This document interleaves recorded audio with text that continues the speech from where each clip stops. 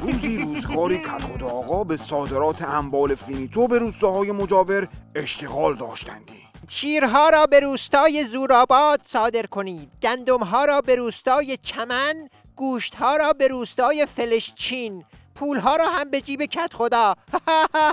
خلاصه انقدر صادر کرد که صادرات دونش پاره شد.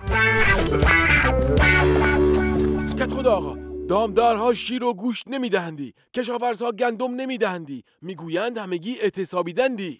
اعتصابیدندی؟ یعنی چی اعتصابیدندی؟ فلکشان کنید تا ادب شوند.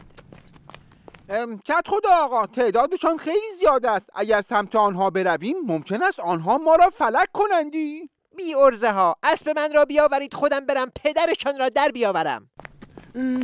کدخدا آقا، اسبدارها هم اعتصابیدند. خدا.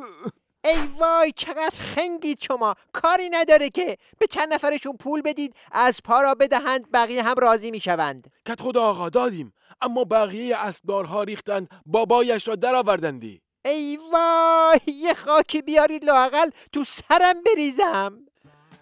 کدخدا آقا، خاکدارها هم اعتصابیدند. خاکی نیست که در سرتان بریزندی.